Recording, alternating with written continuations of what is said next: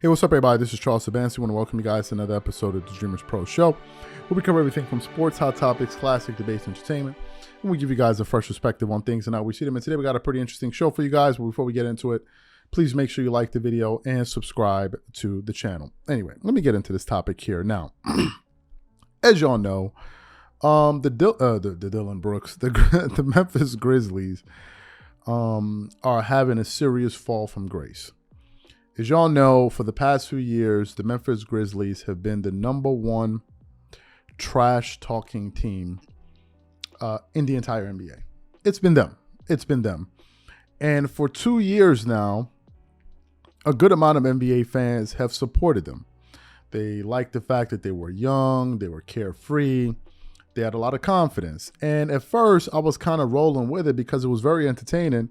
And there was no team like that really in the league that had a amalgamation of players that acted that way. So it was different. But then I started to notice that a lot of these guys, they would talk trash, but they didn't really have anything to back it up. They were just kind of going off of what they said they were going to do instead of what they actually did. And after a while, that started to become corny to me and some other people out there. And I said, the videos are up there, they're up there on the channel. I said that this thing that they're doing now has an expiration date. Now it's cute, now it's funny, now it's fresh. But after a while, people are going to get tired of, hearing you guys talk, and they're going to want to see you guys actually back it up. So what happened? Coming into this season, early this season, John Morant was interviewed, and at the beginning of the season, he was asked to kind of give his thoughts on how he sees the league, the Western Conference, and the entire landscape. And he basically said that our biggest competition, I think he said at the time, is the Boston Celtics. And the reporter was like, the interviewer was like, but what about the West? And he goes, I'm good in the West. And a lot of people were turned off by that. And one of those people, as a matter of fact, was Shannon Sharpe, right? And Shannon Sharpe has had his back and forth with the Memphis Grizzlies organization and some of their players. Y'all saw the big spat that they had there at the Lakers game when, the players, when they were going back and forth. But anyway, Shannon Sharpe was one of these guys that have been critical about this team. Like, hey, listen, all you guys do is talk, but you haven't accomplished anything. So yesterday on Undisputed, they were talking about the Memphis Grizzlies and the situation with Dillon Brooks. And at the beginning of that, when Shannon Sharpe started to give his opinions, he really kind of went off on this team for the way they're kind of ending their season and how they're trying to scapegoat one particular player. So what we want to do is want to play exactly what Shannon Sharpe had to say here about the Grizzlies, and then we're going to come back and react to his comments. Take a listen to what Shannon Sharpe had to say there. You either coach a behavior or you condone a behavior. Yeah, now, which is it, Taylor Jenkins? Because when they were chirping last year, and they started this last year, you didn't say anything. The organization did not get this under control. And you thought it was cute because you went in a couple of games, they're like, oh, the Grizzlies, they're young and they're up and coming, and they just chirping. And everybody let them chirp, let them talk. Now you come up short of your expectations, and now you want to place all this at Dillon Brooks' feet. Nah, Dillon Brooks is the least of your problems. You know what the problem is, but y'all won't say that out loud.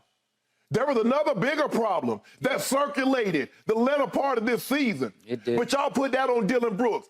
Dillon Brooks said what he said, but don't nobody talk more than y'all. Go to the games and see. He was the one that every time he do something this, he can't effing guard me. Get him out of here. You coach it or you condone it. Yep. Now you want to place this at this man's feet. Now, Sean reported that they offered him an extension, but he wants more of a role. Early this year. Early this year. Yes. But he wants more of a role that shows I can do more than what you're asking me to do. Okay. Because it's going to be Ja, rightfully so. Yep. And then it goes either Desmond Bane, Triple J, Desmond Bane. But whatever the case may be, Dillon Brooks says I'm only going to be the fourth option. Yeah. And then y'all grit your teeth every time I shoot a shot. Yep. But y'all want me to guard LeBron. Y'all want me to guard Steph Curry. Y'all want me to guard KD, Book, whomever the case may be. Mm-hmm. But when I shoot the ball, y'all rolling your eyes. This is some bull jive. They didn't lose to the Lakers because of Dillon Brooks said what he said. That's not why you lost. And even if that was the case, you mean to tell me you let this get out? Oh, we not re-signing this man under any circumstances? Really? Yeah. So y'all do the man like that. There ain't no question that the man played. He played as hard as he could. I believe he's getting as much as he can out of his God-given ability. He believes he can do more on the offensive end.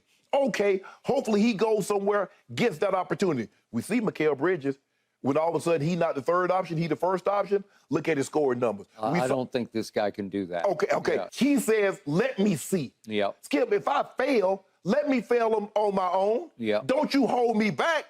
If I can't swim, I can't swim. Yep. But if you got your hand on my head holding me underwater, you talking about, come on. No.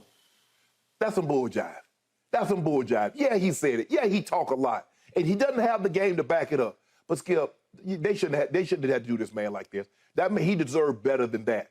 But the bigger issue you got is still there. Yeah, he is. And on that, I wholly agree. Y'all don't want to talk about that, the real reason or what's really going on. But I ain't said nothing. But it ain't Dillon Brooks. Okay. Bingo. Concur. You also could be very right about your Dillon Brooks point. I do like the gist of what you're saying because it does feel scapegoaty to me. Yeah. So you heard his comments, right? He didn't mince words. He said exactly what he thought. Here's my thing. I 100% concur with every single thing he said. The Memphis Grizzlies went out like a joke this season. They went out like an absolute joke. And the sad part about it was, for a team that talked all that trash, when they started losing, you couldn't find these dudes. And these are usually the most annoying people. They only talk when they're ahead, when they're leading. These are called frontrunners. When they're ahead and when they're leading, oh my God, they can talk trash with the best of them. But the moment they have a low light or a low moment, you can't find these people. And that's exactly what was happening with these guys. They were even avoiding post-game interviews because they didn't want to be interviewed. Think about that. But when it came time for them to talk trash, like at the beginning of the series, like when you had the Bear Whisperer.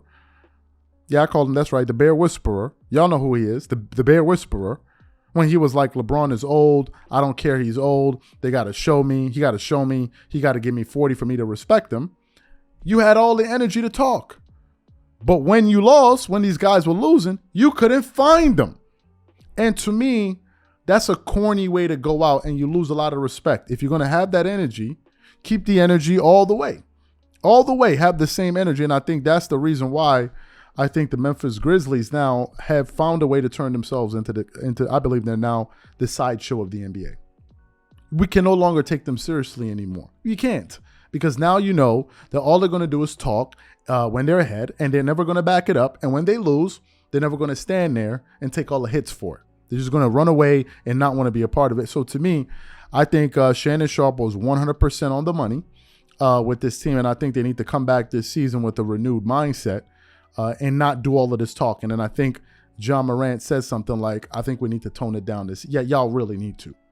Y'all really need to tone it down because nobody believes you guys now until you actually accomplish something. These are my thoughts. What I want to know from you guys is, what do you think about what Shannon Sharpe had to say there? Whatever you guys think, leave your thoughts in the comment section, and we catch you guys on the next show. Peace.